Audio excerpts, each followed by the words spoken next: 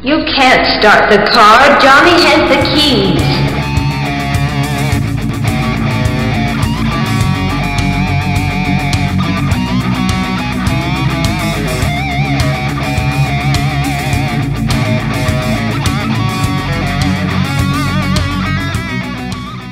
Hello, hello, hello out there in podcast land. You have reached the weird and wonderful world of Johnny Has the Keys. What is Johnny Has the Keys, David? It is the science fiction and horror that shapes our lives. Yes, it is. I haven't used that line in a while. I just thought I would dust it off and see if it still worked a little bit. I like it. I like it. Hey out there, if you're joining us for the first time or if you're an old-time listener, we'd like to welcome you all back. And if you haven't listened to us that much, you've got a plethora of back episodes you should check out. Yes. What else is going on in the world of genre-related stuff there, David? Craziness, just craziness. No. Actually, I have to say for this episode, for my what's happening in genre world or whatever, I have to make an apology and make some corrections because one of our good listeners, Lee Russell, who's also a really good friend of mine, Lee was listening to I think it was our ET episode, and he commented to me that I made some errors prior to ET when we were just doing our normal talk about what's happening. Are you talking about other than me sounding like I'm in a can? Yeah. Well, I do that on purpose, Tim, just to make me sound better. But no. Okay. Great. But no, he mentioned that, first of all, my title was wrong. I was referring to Firefly. And I was talking about the movie. The movie is actually not called Firefly. It's called Serenity. That was my first error. Serenity is the name of the movie, even though hopefully everybody could tell what I was talking about. Then he went on to correct me and say that it was actually Fox that was the network that did that. And I think I said something like CW or sci-fi or one of those when I mentioned it. And that was incorrect as well. And he also went on to tell me how wonderful it was and how I shouldn't, dislike it or whatever. It was, I think we did mention, and I did mention that the studio messed with the order, which threw a lot of Joss Whedon's creativity out the door because, like you're always saying, it began literally in medias res, right in the middle of an episode, and you really had no idea what was going on or whatever. But so I had to apologize for you need to get your shit together. I need to have my stuff before I just give my opinions out here. I need to back it up with facts. So, yeah. That was it. That's all really that I've been doing genre-wise. Okay. Yeah. I have a couple of things. One brief mention I wanted to say before I forget it at the end of the episode is I am on an episode of the Reanimated Writers podcast, schlepping this book here, The Dead Next Door. It is basically I don't know if you realize this, but in horror literature or horror fiction, there are subgenres, and zombie apocalypse is a very large subgenre. There is a lot out there. So enough so that they have a podcast. So I was on it, and you can check that out. I was there with RJ Spears. We talked for about 45 minutes about zombies, Stephen King, horror, all kinds of the stuff I talk about all the time. So anyway, that's you great. can check that out. Yeah. And then I dived back into my Shudder subscription the other day. They had sent me a notification about a new version of The Color Out of Space that was now airing on their channel or their streaming platform, and that I should check it out. It stars the wonderful Nicolas Cage. Who is he's Nick Cage, all right. Yep. He's kind of right up there with Travolta and Cruise. Keanu Reeves. Will Smith. There they go. He's. I mean, there have been some movies that I've actually liked Nicolas Cage in, and Sure. I like the subject matter. And one great thing is the little kid in it is the little boy that plays Luke in Haunting of Hill House. That was cool. And I saw the little girl that plays.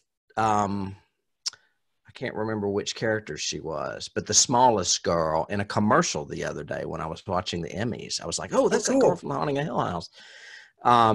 Anyway, it's very trippy. It's also got Chong in it, Tommy Chong. Well, speaking of trippy, right? Yeah, some weird special effects. It's pretty. I guess as far as it could be, it's pretty fair adaptation of the story. It does deal with a family. I can't remember if the story actually dealt with a family or just one person.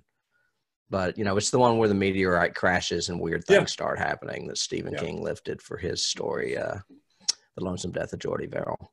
Anyway, so if you're interested, I would recommend it just because it was kind of a fun B-movie watch, but it's nothing spectacular. And it is on Shudder. Who may be one of our sponsors one day. Who knows? So, awesome.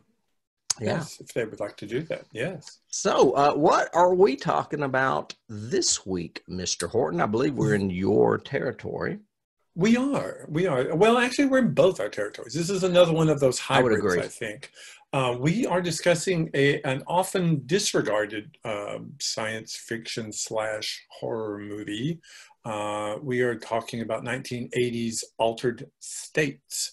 The movie was written by Patty Chayefsky. It's directed by Ken Russell in an extremely, bizarre and crazy and very visual way. Stars William Hurt, Blair Brown. It's got a really synopsis-wise. Let me do that first and just get it out of the way. Okay. And I'm basically just going to read the one that they've got out on IMDb because I think it's pretty concise, pretty descriptive and concise, so to speak.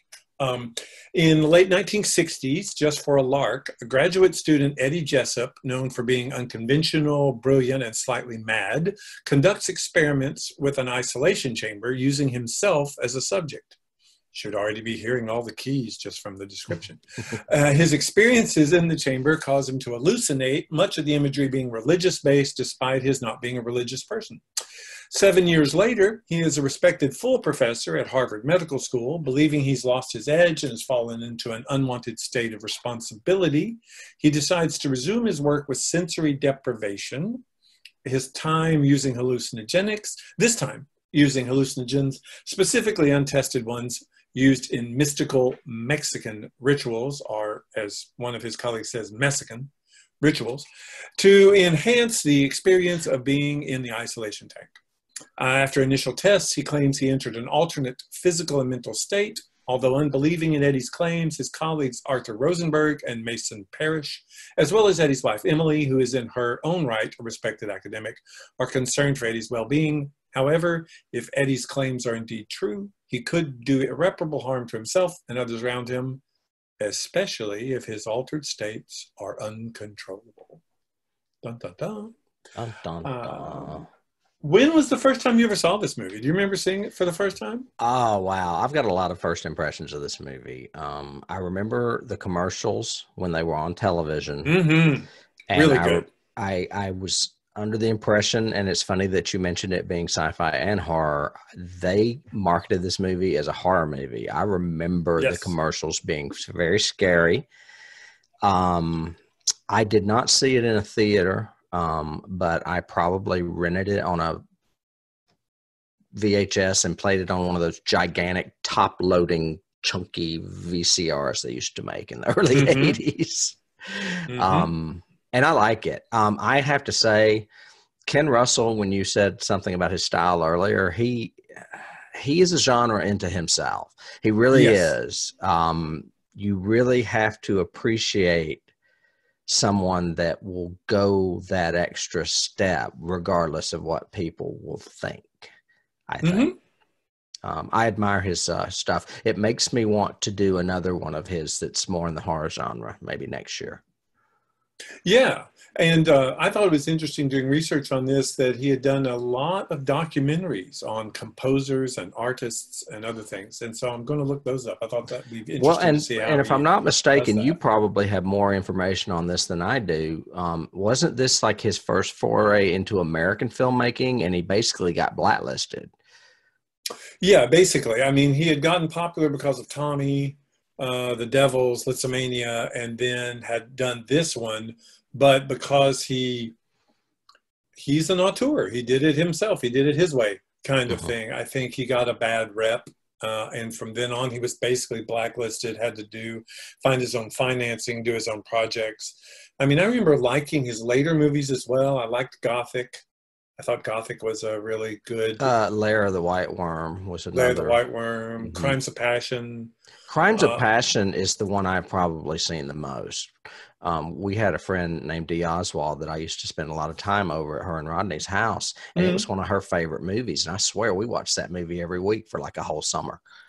And I was trying to remember when after I saw it listed, because it's kind of like Ken Russell meets Brian De Palma, right? It's one of those kind of, it's got his trippy, sexy stuff, but it's also got some really Hitchcockian horror, right? Yeah, yeah. It's about a prostitute, which is who is played by Kathleen Turner. But all I remember the most of is Anthony Perkins playing her Hmm. stalker, psycho slasher, because Yeah. he's got a razor edged dildo that. Oh, well, Yeah, yeah, it's scary stuff. Yeah. that's pretty terrifying, yeah, to begin with. Yes. And just to see But Tony Perkins say things like one auto suck, one dildo, when he's like doing yeah. inventory of what he has, it just cracks me up. So good Um, lighting and crazy Russell attributes though to that film as well. yeah, I mean, you compare him to like an Ari Aster who did Midsommar, and his graphics are, his visuals are very graphic and very blatant and everything else, but his storytelling is really strong and really Mhm. well done. But well, before we get into all that, my first time, this was actually kind of a landmarky movie for me. The very first time I saw this movie, I was actually on my first trip to LA ever. And I was in Los Angeles to see some people and do some things and see if I wanted to do that career thing and all of that. And on my only real afternoon off, I went to Man's Chinese. This was when it was Grauman's Chinese theater still. It hadn't even become Man's yet, I don't think, in 80. And they were showing Altered States. Oh And wow, I saw it in a matinee with about, a dozen or so other people. Huge screen, huge historic theater, that's everything. awesome. And blew me away. I was going, okay. I left it going, I really feel like I've done mushrooms. I really do feel like, not that I would know, but I've No, heard from nah. stories, But yeah, but so what's your overall impression? I mean, good Well, movie, bad movie, different oh, I movie? like this movie a lot. Mm-hmm. I don't have problems with this movie. I, the first impression I had when I started watching it again for the first time in at least 30 years. It's been a long time since I've seen this movie.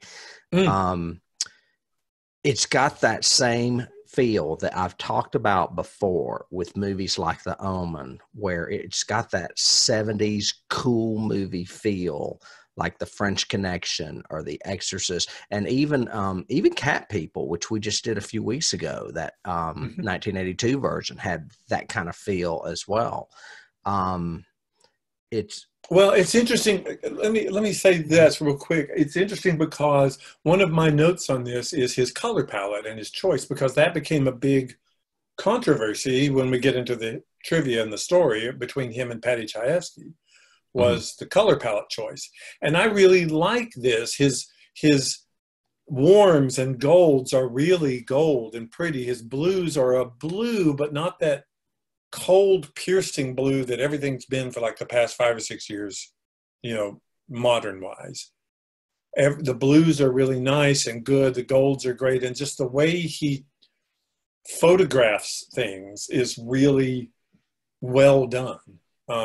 And yeah, it has that same color feel of Cat People, of French Connection, of that whole late 70s, early 80s vibe. And maybe it's the color processing they were doing at the time. Maybe it was the lenses they were choosing. But it's so cinematic to me. It is. And it's funny that we're doing it, and I mentioned Cat People, kind of on the, if you had bookends of the 70s, you have these two that I just mentioned on this end, and then I won't say the title, but next week's feature is like the bookend that was at the beginning of those kind of movies. So and we have tuned. some others in this time period, the 70s and 80s. We have a couple of others this season that are going to be really good too, that are similar. But yeah, I'm sorry to interrupt. I just wanted to mention that was the color palette is one of I think one of the great things about this movie.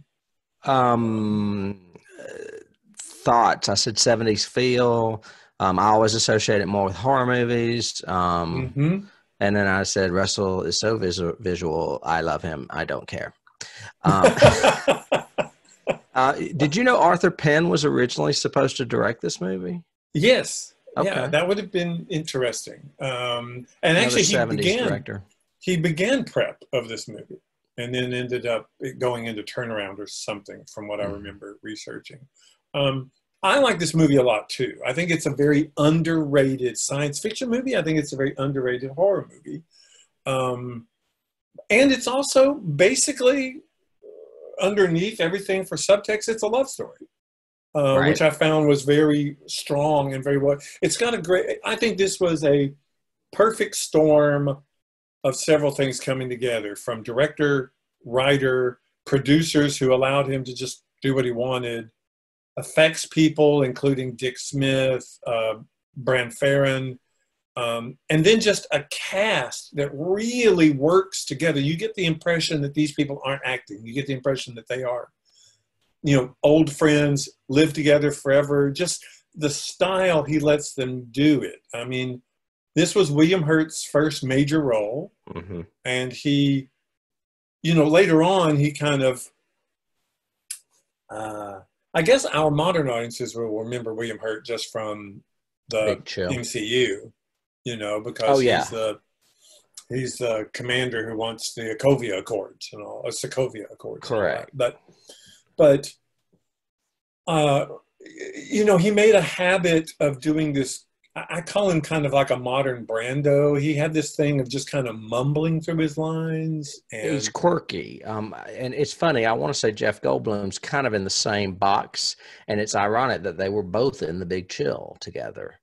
Yeah, but I think he's quirky without being that weird quirky where Goldblum goes. Right. You know what I mean?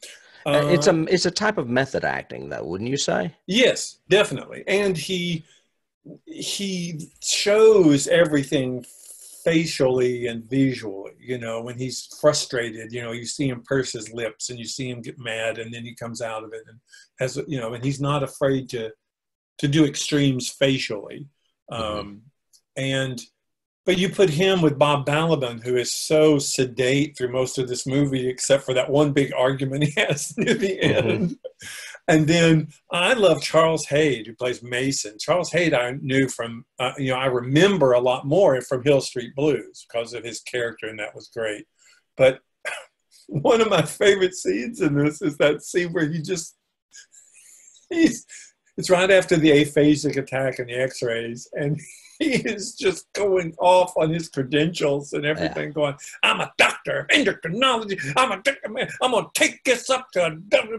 He starts up the stairs. And I love it's hilarious.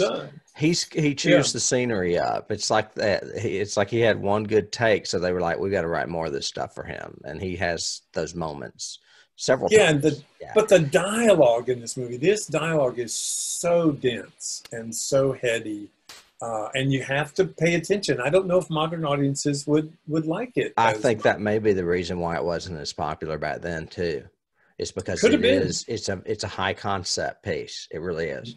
Very high concept. You have to kind of go with it. You have to pay attention. Several of the scenes are basically characters talking over each other. You know, that whole scene at the dinner party when they're all like talking over the top of each other, and you've got to figure out who to listen to and where to go. That was well, and I read somewhere, I don't know if it's true, that because Russell was fighting with Chayefsky over the script, that he did some of that on purpose, just as like revenge. I don't know. I didn't read that. I had read one account that said that was one of the scenes that they disagreed about because he wanted the characters acting what he thought was more intoxicated, slurring a little bit more, standing up with the wine bottles, kind of swaying, and Chayefsky didn't like that. And to Russell, he said it made it much more real. And Chayefsky said, no, it's not doing justice to my dialogue or whatever, you know, sort of. Whatever. But I remember this movie hits you from the very beginning. I love that opening sequence in the isolation tank. I love the opening credits. It really made me notice, I think the group is R.R. Greenberg. And they did a lot of those credit sequences. They became known for awesome credits in like the early 80s. And I love the way this one has the whole title coming together, but you're visualizing inside the letters.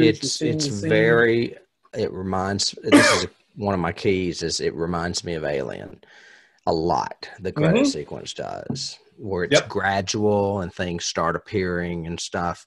And the music too. This music is awesome. I meant to mention it as another strong character in this movie. Yeah, it is.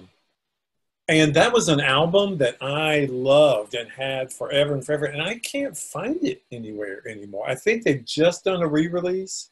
Okay. But you could not find it for decades. You could not find that album anywhere. It's probably on YouTube. It probably is now. Yeah, it probably is. But composer was Corigliano, who didn't really do a lot of movies, but is very memorable for this one and for the music in it. The music is like a counterpoint to all the visuals. It is. Really, and there's parts of it that remind me of The Shining, too. I could see that. Yep. Yep. So that's two of my keys right there. The Shining and Alien. The Shining and Alien. I have Alien as well, so that was a good one. Yep. I read that Ken Russell has alleged that he was the 27th choice for director, stating that Warner Brothers only hired him after 26 other directors had passed on the project. Okay. Yeah. It sounds to me like he did not have a really great time making this movie. What I read, it doesn't seem like it, for it to be such a good movie.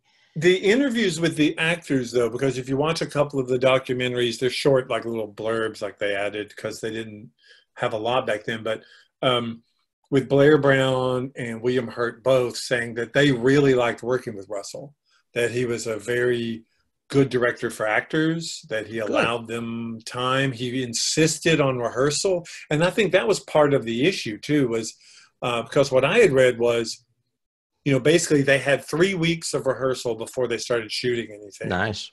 And like on the second day of shooting is when Chayefsky essentially walked off the project and quit because he just didn't like what Russell was doing. But evidently the producers, rest of the cast, everything else, you know, had no issue with it at all. Well, and since when do writers hang around the set anyway? Well, this was Paddy Chayefsky, though, right? This is Network. This is Marty. I mean, this man was huge Hollywood and New York Broadway clout coming into this. And part of his contracts used to be that he was, you know, he had total creative control, which is odd for a writer, you know. And I read something where, you know, in the dispute, basically, you know, Russell turned to him and said, you know, a movie is a director's medium, and I'm the director, and there can be only one director. So see ya. And then he went off and he died. Yeah. He did. He died like 2 months later. True. But he had done you know, we didn't really say it. He had actually done the novel. This was not like a screenplay that he wrote originally. This was a novel first. Okay. And he had done a lot of research for the novel. The novel is basically based on doctors were Dr. John. I don't remember his last name. Dr. John, who did a lot of 60s isolation trips and all of that, and trying to get into the microcosm of man, and that whole thing. And the novel, supposedly, it's supposedly a pretty faithful version of the novel. I've never read it though.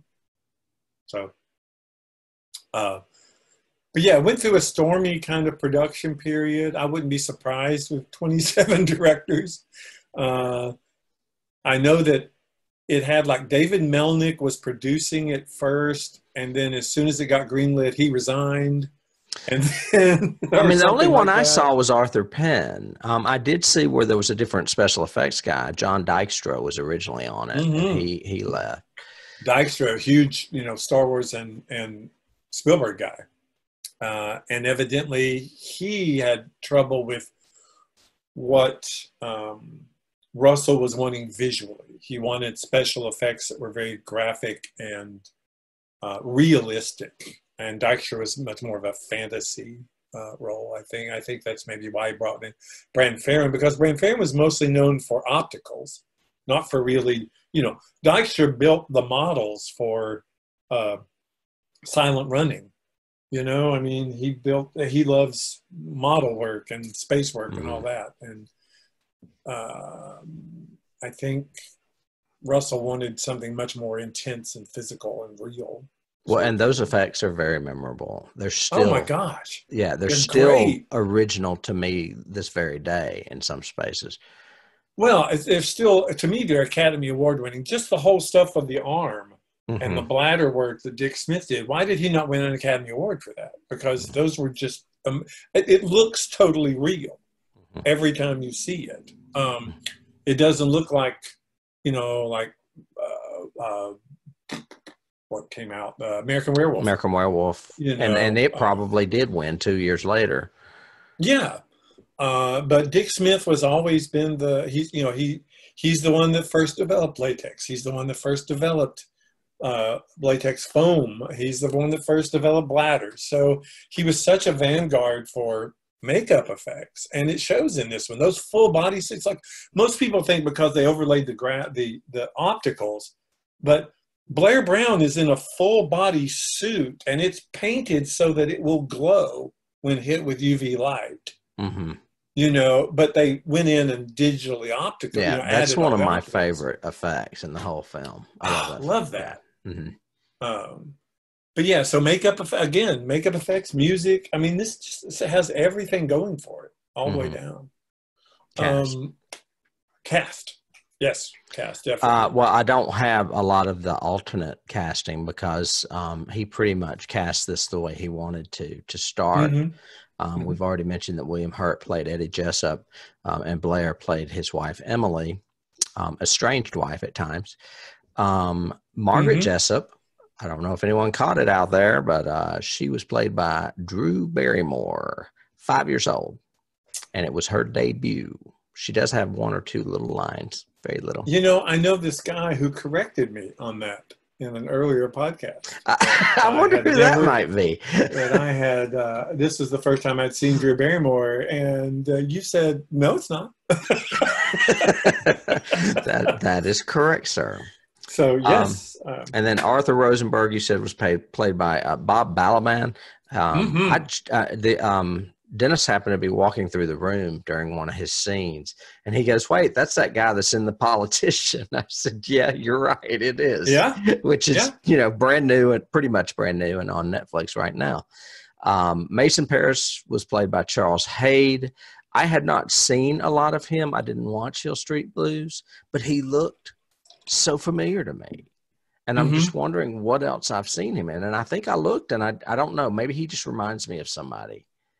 He was really the face of Hill Street for a long time. He and what's his name who played the lieutenant? I can't remember his name right now. But both of them were basically, they were all over publicity and everything because his character in it was basically the everyman. He was that street cop, and he played it very similar to the way he does Mason. Overlapping people in dialogue, getting heady and angry at times. All of that. Bob, I wanted to talk about Bob Balaban. He Sure. actually is also in Close Encounters, Okay. and because he's the translator, and he goes on to do almost every one of the Christopher Guest movies. He's in like Yes. Waiting for Guffman. He's in Best in Show and that kind Best of in stuff. Show. Mhm. All those Eugene Levy. You know, he's like one of his favorites. And he also produced and directed. I know I remember his name as a director for sure. Yeah, he directed a few of the Amazing Stories. He was a producer of quite a few movies. So he's done television movies, everything. He's really good, and so subdued in this. He's very if I had a casting key, it would be a very Richard Dreyfussy kind of exactly feel to him. And he looks a little bit like Richard Dreyfuss with the bushy hair and the glasses. Yeah, for sure. Yeah.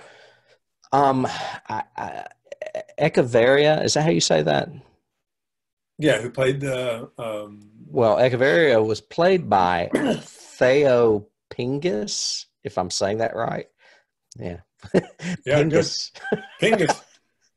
Mr. Pingus? Well, party of one? When I did my original preliminary for this, I wrote that down and I was like, well, I don't know who the fuck that is. And then I watched it and I was like, oh, I know that guy. I know him. He was on General Hospital for years. Oh, really? And I was like, in the 80s, yes. And I was like, and he's just got a very memorable face. And if you watch this, you'll see what I'm talking about. Echevarria, played by Theo Pingus. I wrote down that the primal man was Miguel Gaudreau, but I don't know that we know who he is. But my last note on casting is, oh my God, John Larroquette is in this film too. Yes, he is. I have that note. I was like, wait a minute. We just saw him in Cat People. David was making fun of him, and there he is again. He has his 2 lines and is the X-ray tech, in case anybody might have missed it. Yeah. He is in that. So, I mean, there were a lot of New York comedians, looking for extra work in films back then, I guess. I don't know. Obviously, before they could get in anything. Yeah. What about favorite scenes of it? Mine, of course, again, the first one would definitely be the opening. I just love the whole atmosphere it plays, from him in the tank, and then the EKG, the credits.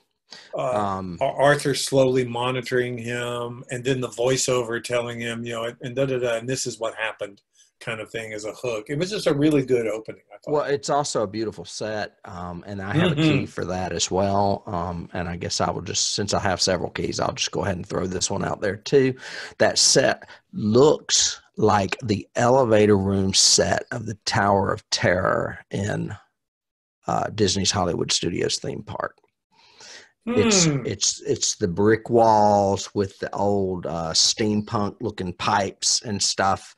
I don't know. As soon as I saw it, I was like, I've been here before. And then I realized what it was. So I thought it was very interesting. Cool. I was going to say my key for that one was Stranger Things, because that's a very similar tank to what they trained Eleven in. Even down to putting her in the headpiece underwater. All of that. Oh, I had forgotten all about that. That's a good one. Yeah, and I think that's a direct reference. I think the Duffer Brothers definitely said, we're using that tank from Altered States. Find it. I bet you're right. But what else? I mean, as far as scenes. My favorite scene is, I'm always going to love all the hallucinatory, crazy Ken Russell imagery, but I think my favorite is the Mexican scene, the one that takes place in Mexico, and when they're in the wigwam or whatever it is, adobe hut, and he gets his hand cut and he bleeds into the drug mixture or whatever, the mystic mixture that he takes and then trips out. There's another key right there is it's lifted right out of Carlos Castaneda. If you've ever read any Carlos Castaneda books, like The Teaching of Don Juan or Journey to Ixtlan, A Separate Reality, all of those books play into that scene. You can tell that Chayefsky must have read those when he wrote that. Well, and I like the fact that Russell and Chayefsky, let's give credit, tap into some of that without it but consuming the plot or the story. Right. You know, they don't take you in such a, you know, they don't inception it where it's like, we're going to go so bizarre and crazy that if you don't catch up, you'll just never get it.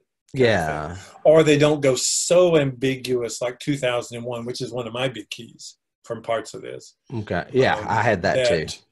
That they just let you think what you want, just feel it. I mean, I like the fact that they establish there are, you know, you're tapping into genetic memory. You're moving through time to primordial times, through the first life sort of thing. And I like the way Russell chose to do that trip. You know, the hallucinations, the first hallucination trip in the tank,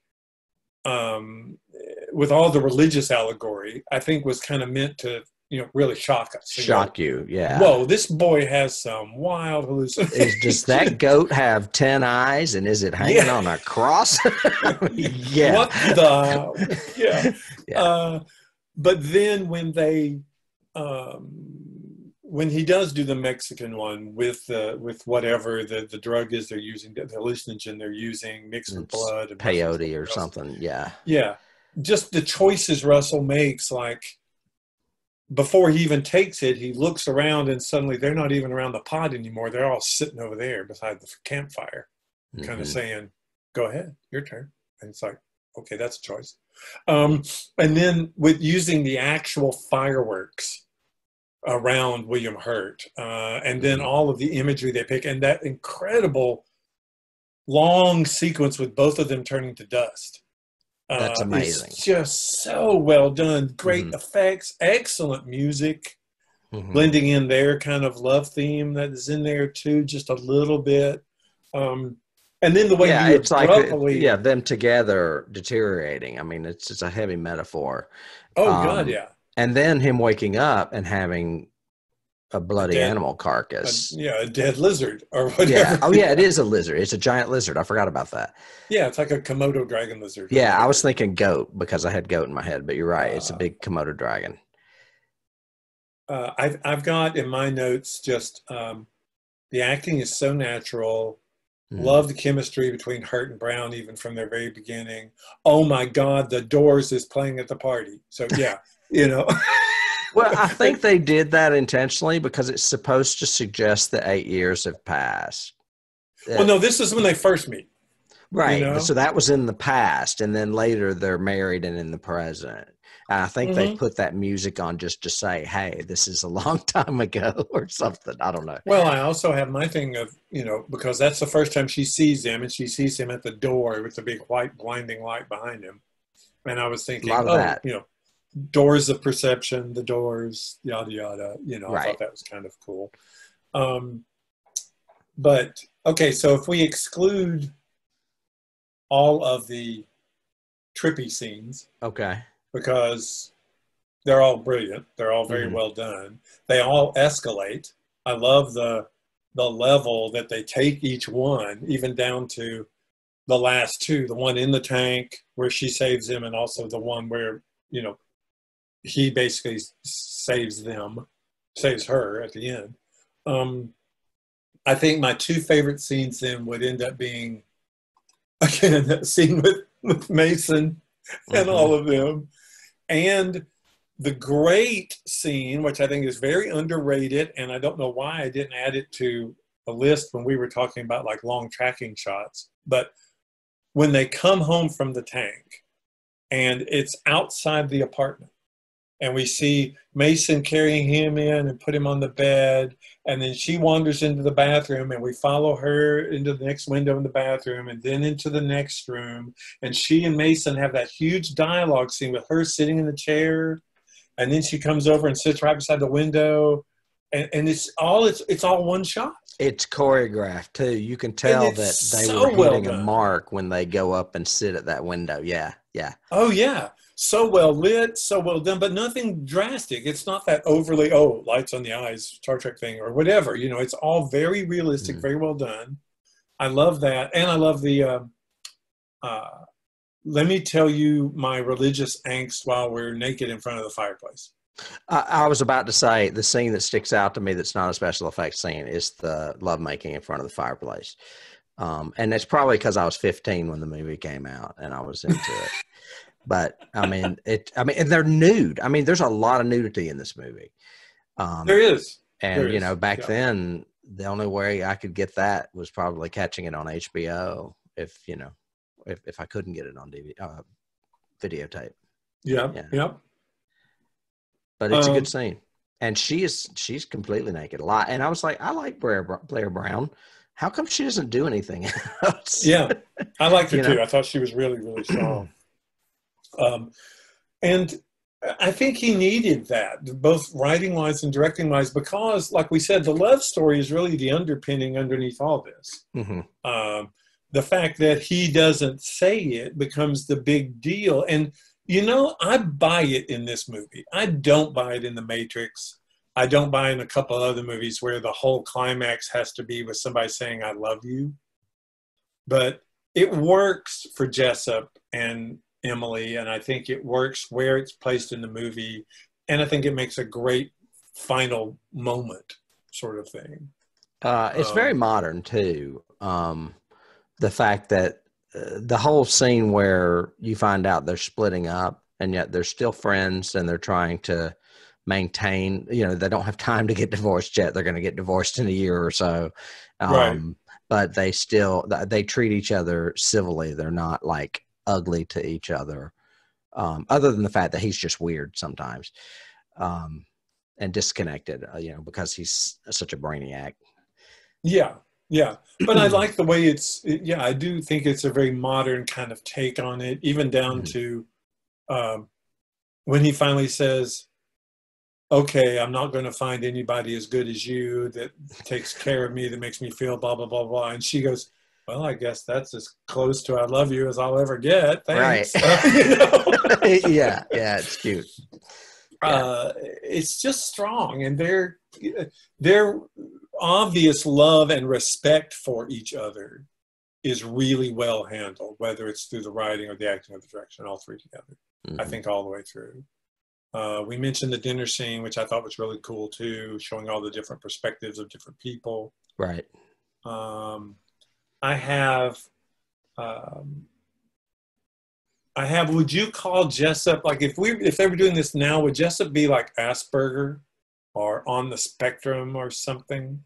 You know, I hadn't really thought about that until I was just saying brainiac, but yeah, he does have a little bit of, a social disconnect, like someone with Asperger's, because he's so like, smart.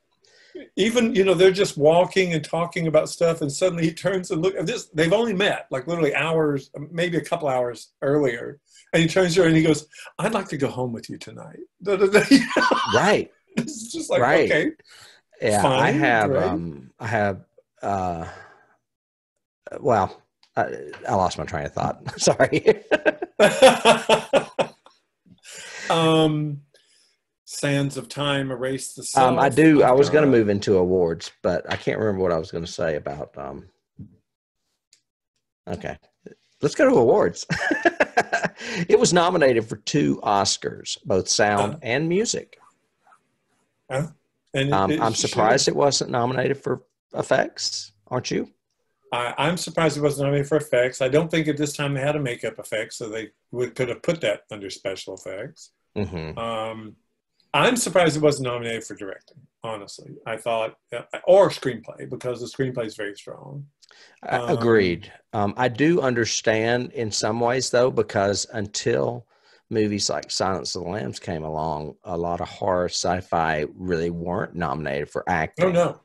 Yeah. At all. Totally and he's great in it. And so is she. And so are the other 2 guys, Balaban and Haight. Yeah. I like the fact that the choice they made of not having any, he never used subtitles. It doesn't say Boston 7 years later.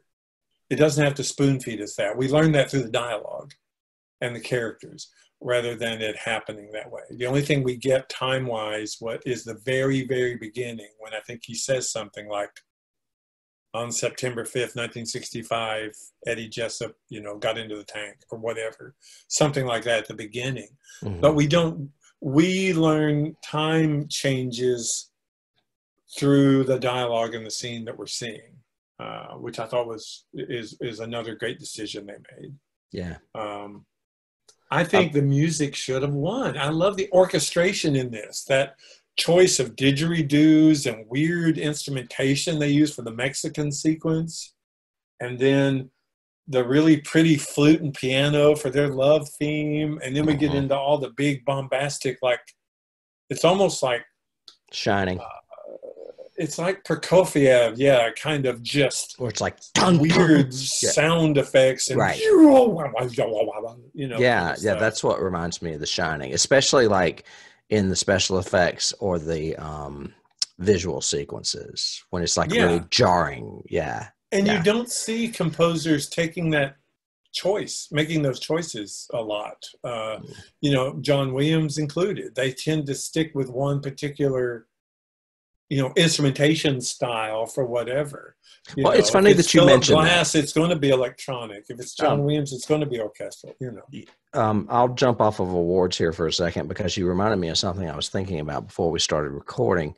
Is the fact that Ken Russell is an auteur, and I feel like most movies these days become very formulaic because they don't want to take that risk and lose any money. So do you think a movie like this could be made now, or is there one? You mentioned Ari Aster. I had not really thought of him, but he's probably the closest, I think, right now to pushing to being an auteur. Well, Flanagan's getting there, I think, because his clout has worked enough that, he's proven himself, I think, enough that the studios are kind of like, okay, then, yeah. Yeah, but he doesn't do crazy stuff that's out of the ordinary, really. I don't think, does he? Haunting a Hill House is scary, but it's just really well done. I'm talking about like these weird visual sequences, like Ken Russell does, or there are some weird visuals. The only one Ari Aster's probably the only one that that comes to mind. That I couldn't think of any until you brought him up. But it's like you don't see this anymore. Where are the people out there that are different? Well, it's because the whole process. This movie was what, I think $9 million to make or something like that. Nowadays, if you were doing it, it would be 200. Right. And if you're investing that amount of money, the music better be perfect. Well, they want it to be, they want it to have multiple streams, which means, hey, nobody's going to listen to this trippy shit on a CD or on YouTube. Make it more popular. Let's have Lady Gaga do the trance sequence, or whatever. They go for these money market ideas, and they go for these money making ideas, and they go for the sure things or things they're willing to bet on and don't take risks. And it's the ones that do take the risk or do come out that end up getting noticed, like Ari Aster. Yeah. Or even down to mainstream doing, like we talked about originally, Silence. He was taking huge risks that people said would never work, don't do it. You can't do a movie with that many close-ups. You can't just focus on somebody's face and 60 feet across. And he went, yes, I can. And did it. So, but look at that face.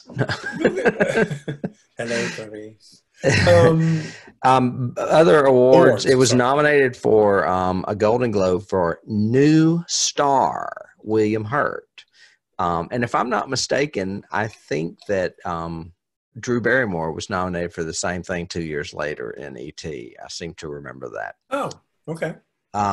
Winner of the Academy of Science Fiction, Fantasy, and Horror, the one I always kind of put in there because it fits our categories.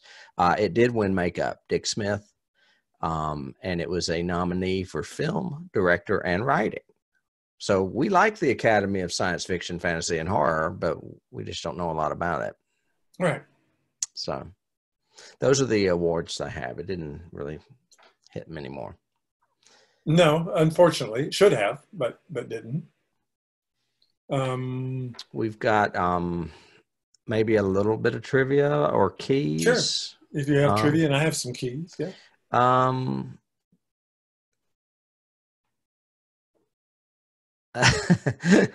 It says that this film was an early user of primitive CGI.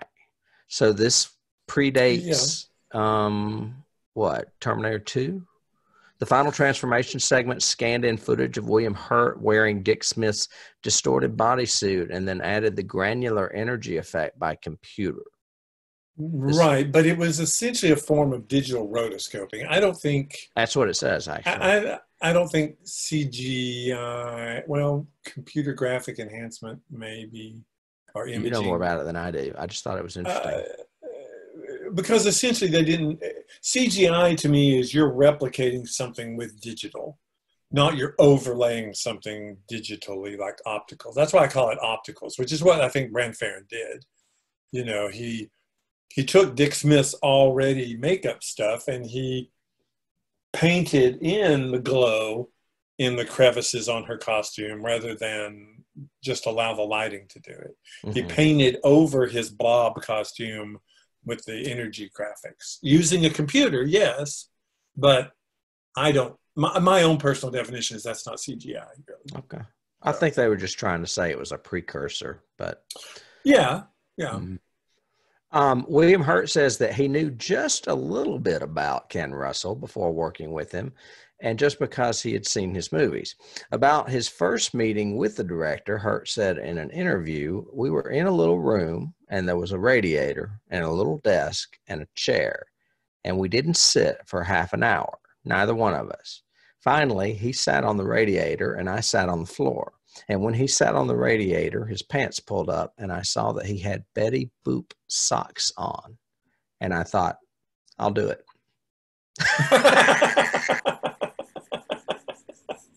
That's a great story.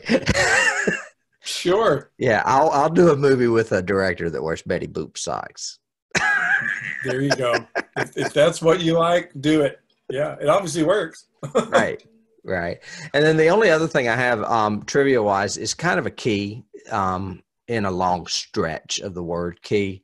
This picture was part of a 1980s cycle of prehistoric man movies, including Caveman with Ringo Starr, Cave Girl, Hundra, Iceman, Ghost Warrior, Missing Link, Altered States, Luggage of the Gods, Quest for Fire, and Clan of the Cave Bear. That's a lot of caveman movies. Yep. So, and I don't know that I've seen any of them other than Caveman with Ringo Starr. I may have seen Clan of the Cave Bear. See, you mentioned Caveman. I mentioned Quest for Fire. You know, I mean, I don't think I ever saw Quest for Fire. It has no dialogue in the entire movie. It's pretty interesting. Oh. It's all visual and performance. Well, in Caveman, an old blind man hits a T-Rex in the nuts with his cane. It was pretty impressive. In Quest for Fire, you learn where the missionary position came from. Oh, okay, cool. You get that. So there's Clan of the Cave Bear had Daryl Hannah in it. Had Daryl Hannah in it, yeah. All right, I think it's time to move on to keys. I'm running out of steam here. Other than the ones we mentioned, because we mentioned some good ones.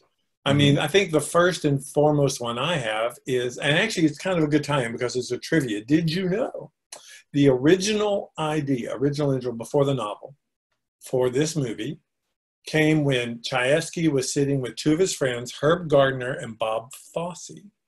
Oh. And they were all having drinks together, and they were saying, we need to pitch something to Dino De Laurentiis because he's making movies now, because he was working on King Kong. And they turned to Chayefsky and said, couldn't you do something like Jekyll and Hyde? And that's where the whole idea originally came from. That is one of my keys as well, Dr. Jekyll and Mr. Hyde. Modern version of Jekyll Hyde, which is what this is, basically. with the love story kind of supporting it, underneath it. But that was one of my keys. I have several that are specific to things that I just started tapping into when I saw it. I went, "Ooh, that reminds me of," which is a reference. So that's why we make keys. Close Encounters. A lot of the lighting reminds me of Close Encounters, from opening the door and, a huge white light behind him, and all you see is him in the foreground. I cannot wait to read you what I have written here. Okay. Close encounter, parentheses, lighting, doorways, under doors, etc. Mm-hmm. When she's taken out of the out of the tank room and knocked unconscious for a second, and the doors are moving and all of the flashing light from the tank, very Close Encounter. Very close. Yeah. And I have. Okay. Go ahead. Well, I was going to say this one is out of my butt because of something you just said. I didn't realize that he was friends with Bob Fosse, and I started recalling, and that's what I was just busily looking up, that Fosse Verdon show that I watched last year that was so good, and Chayefsky is the third character. He's like third down in that miniseries. I was like, I know I've heard that name. So he was pretty much a predominant character in that miniseries. Yeah, he's in it. So is Neil Simon and Neil Simon's wife. Yeah, because his wife was her friend. Yes. Yeah, Marsha Mason. Yeah. I only watched like the first 3 episodes of that. I need to probably finish it. It was really good. Another one similar in that same scene. In that same scene, she goes back into the room. She can't get in, and the door to the lab, to the tank room, has a window in it. And she puts her hand up in front of it, and it's all the white light and streaks and everything else. Reminded me of Poltergeist, of the whole touch the light kind of feel. I can see that. The Blob bodysuit that he wore reminded. You keep calling it the Blob. Well, it's because it's when his arms fused together, and it's just him with only his one arm is out. This one is like muted, and he's all puffy and swollen or whatever. It reminded me of Clive Barker, very Clive Barker image. It reminds me of something much more than Clive Barker. Okay. It is Belial in Basket Case. Oh, yeah. Yeah, that's a good one. Yeah. And Basket Case, I don't remember what year that movie is. I think it came first. No, it was 82. So it was probably being filmed around the time this came out. But yeah, that lumpy looking creature. I could see that, especially the way the face similar. is. Yeah, I could see that's very good. I didn't get that one. So that was one of mine. I had mentioned earlier Matrix for the ending, the whole end of bringing somebody back by saying "I love you," rescuing the hero kind of thing. That's a big key reference for me. I see that. We previously said 2001. All the caveman stuff, caveman stuff reminded me of 2001. I told you about Tower of Terror, the credit sequence, Alien, music, The Shining, Mexico, Carlos Castaneda. Here we go. What else have I got? I said American Werewolf in London because the bladder effects are, Rick Baker, and he learned them from Dick Smith, who was doing them on this movie 2 years earlier. So I thought that was a big key right there in FX land. I had 2001 too, because when he's tripping and looks in the cut, you get that slit scan too, and a lot of the visuals that they go into when they're in the cosmic world are very, last 15 minutes of 2001. Of all the slit scan effect and all the opticals coming towards you and rushing at you and all that. And I have Alien also because, the whole descent into the primitive guy killing people is it feels like Alien to me. That's the alien loose doing the hunting kind of thing. Dallas, get out of the corridor, get out of there, sort of thing. Dr. Jekyll, Mr. Hyde, the whole greater good mad scientist thing, Close Encounters, lighting, doorways. Actually, I think Basket Case might have been my last one. I've got Frankenstein as well, because not that he's creating life, but he's wanting to find life. He's wanting to, that God, the modern Prometheus kind of thing. He wants to touch the face of God kind of thing, if there even is a God. I kind of lump all that in with the mad scientist theme. That is, Nutty Professor. All of those are very, mad scientist. But I also have Love Story, the actual love story, because except she doesn't die at the end. With Ally McGraw? Yeah, you love it, don't you? And the last two that I have, one you might like is Friday the 13th, Part 2. The beginning of that, where they're following her through the whole house and from the windows and everything, and or Evil Dead, when they're going around the house. And just capturing scenes in the windows. Reminded me of that scene I really liked and I mentioned. I have to write these down. And then my last one was kind of weird, but this is more like an intellectual Incredible Hulk. Because he changes when he least doesn't want to. He suddenly changes into this creature. When he gets really mad. When he gets when he gets really smart, he changes into. We just kind of touched upon the Castaneda and all of that, but that is the subtext of this entire theming. A huge one. The search for using genetic memory. Are we all a part of one huge collective consciousness that dates back for millions of years? And using psychedelic drugs to tap into it. Yeah. Big and time. where does God come from? Is God really there, or is he just a component of us? That sort of thing. All of that is wrapped in there, but in such a way that it's not in your face or too heady that you can't get it. Or I just really love the way they did the screenplay in the direction. Yeah, I was glad you chose this one. I knew it was on our list, but I didn't know how you felt about it. So I was glad you picked this one. Yeah, I liked it. So we would definitely rate it very high.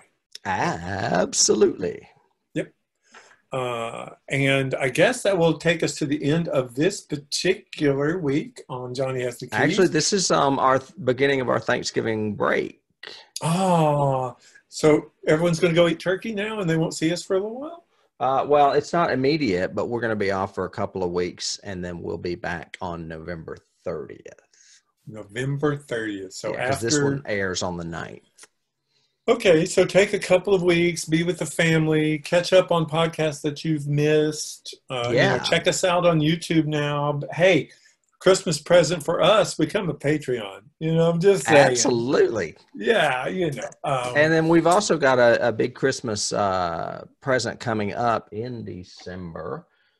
We've got starting on November 30th through December 14th, we've got 3 very special episodes for you. Yes. Big time 3 very classic special movies. Mean a lot to both of us. So yeah.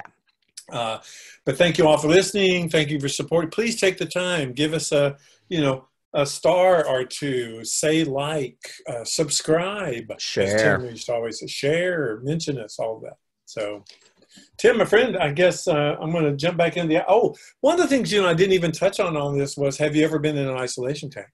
I haven't, and I asked Dennis if he had, and he had not either. And I have several times. Yeah? Yeah. Did you trip out and become a caveman?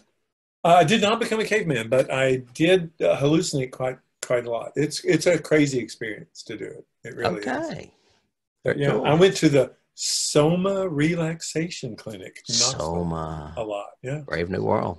There's a reference there. Anyway, Thank you guys for listening. Check us out next week. In a couple weeks, we're back on the 30th. All right. And I will talk to you later.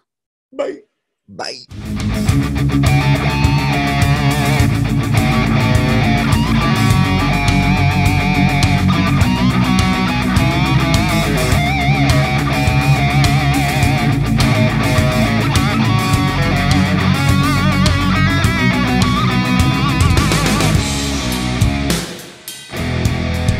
can't start the car. Johnny has the keys.